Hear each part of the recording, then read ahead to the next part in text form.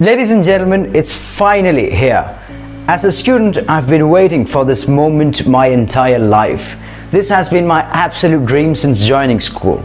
Yes, I'm talking about the new education policy, NEP 2020.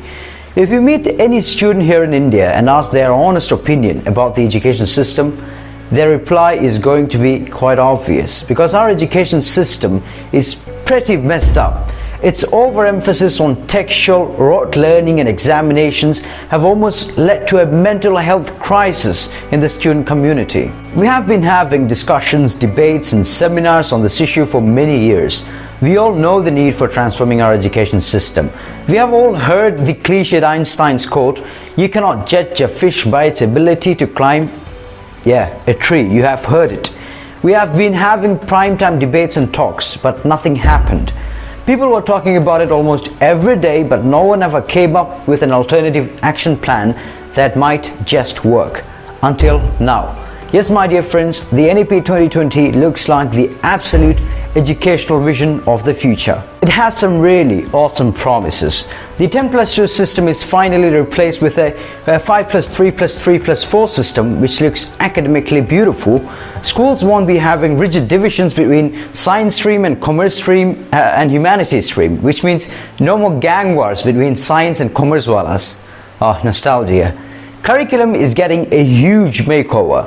Technology is going to be used in teaching. Learning mother tongue is emphasized. The report cards are not going to be just about your exams. It's going to cover everything from your skills to your talents. How amazing is that? That's cool, but what about colleges, bro? Well, I've got some really big news for you. Multiple entry and exit, credit storage and credit transfer, and many other promises. Sounds like a perfect dream, right? No. It's not as beautiful as it sounds. As a student, the more I delved into the documents of the policy, as well as the articles of 2019 draft, what I found was really extremely concerning. To put it simply, the 2020 NEP promotes centralization, commercialization, privatization, caste and class discrimination, ignition of a great economic divide in the Indian society, lack of affordability and other major challenges when it comes to implementing it, especially considering the Indian socio-geopolitical paradigm. To start off with, the draft was made by a panel of specialists headed by Dr. Krishnaswamy Kasurirangan, who is an amazing, well-educated individual, former chairman of ISRO and a brilliant space scientist. The draft he submitted was amazing and looked like a promise of the future. But when the government made the draft into a policy, many things mentioned in the draft went missing. You see a clear political interference here. For example, in the government website, the policy document which was uploaded at first was deleted and re-uploaded later. What was the difference between those documents? The Chinese language was removed from the list of foreign languages. I know we have got real issues with China, but removing a language from an educational policy for political purposes? Really?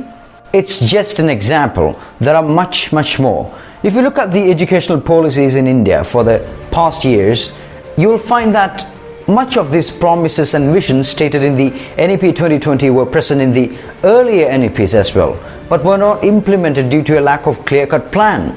The 2020 policy also suffers from the same lack of clarity as to how the plan will be implemented. The NEP 2020 says that the central and state governments will strive to increase expenditure on the education sector to reach 6% of the GDP, which is a huge amount.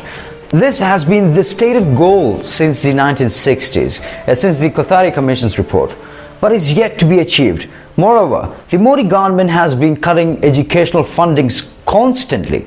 So how are they planning to implement it? While speaking about the 6% funding, the union government doesn't even mention whether it will release the funds from its own pocket or generate from private enterprises. This leads to the possibility of privatization of public education, which will force colleges to increase their fees. This will in turn lead to a massive increase in dropouts, considering the fact that majority of student community in India are coming from lower class. This commercialization of education leads to exacerbation of existing inequalities, which will lead to major social problems. The new changes in higher education has already started to face opposition from teachers' bodies.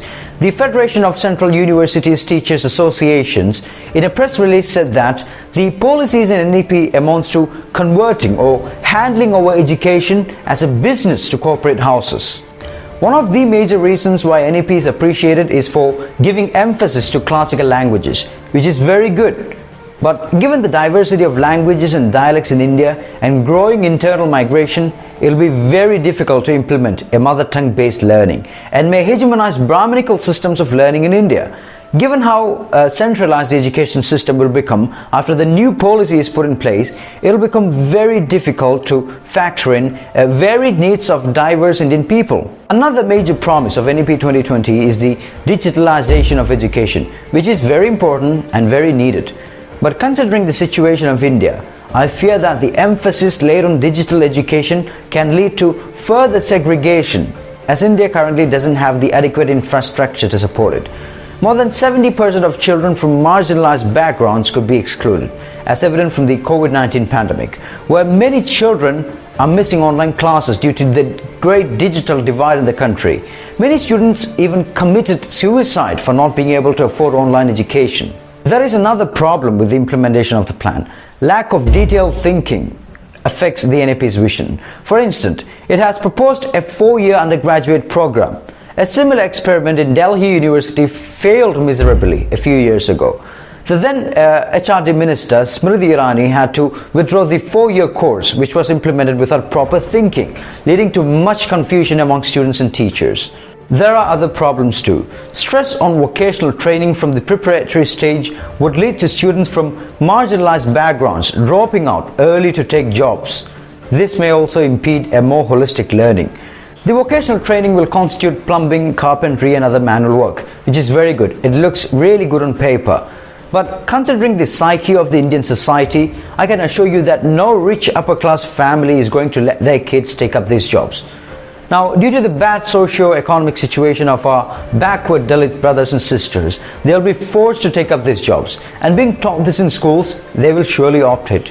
So a person's occupation will be decided by their birth. This reminds me of an ancient social hierarchical system. What was it called? Caste system. Now, I'm not going to even start talking about how dangerous that is going to be. Another amendment brought forth by NEP is the removal of English language as a medium of teaching.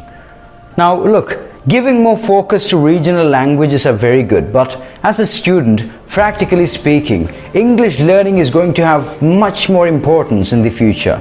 I mean, look at the world. English is the lingua franca of the world. When English is removed as a medium of teaching from smaller classes, it's obvious that it's going to have some very serious consequences.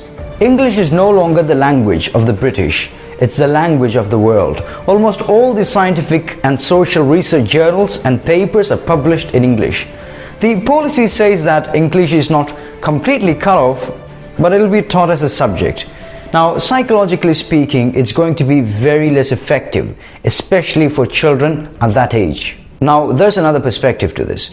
Children who can afford extra tuitions will obviously do so. But what about the majority of children who cannot afford it? While richer upper class kids will be taught English by their tutors and trainers, poor low class families whose children who are the first generational English speakers will now be at a massive disadvantage because school was the only place where they could learn English. So by the time they finish their 5th standard, there's going to be a great divide in the language capacity of children sitting in the same class.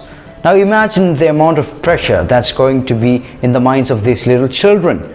I speak from experience. I was bullied for not being able to speak English. The more I read through the documents of the policy, it seems like a really badly planned long words of fake promises made up of half-baked pragmatic logic that was made up to get political mileage for the upcoming elections.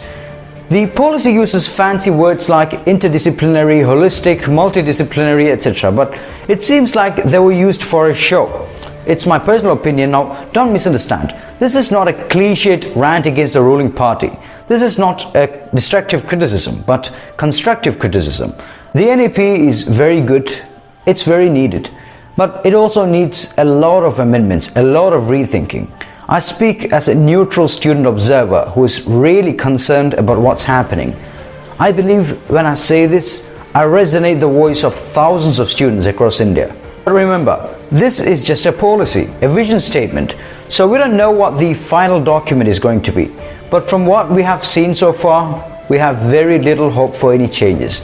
So what we have to do now is spread this message and make people aware. Instead of falling to the potholes of believing everything the ruling party tells you, check, analyze and dissect their words, study it and come to a conclusion. The NEP has got wide praise and appreciation from the RSS and other private institutions, while gathering criticism from educators and public intellectuals, which points to the fact that we need to really rethink about the implementability of NEP and suggest major changes before the policy becomes an act.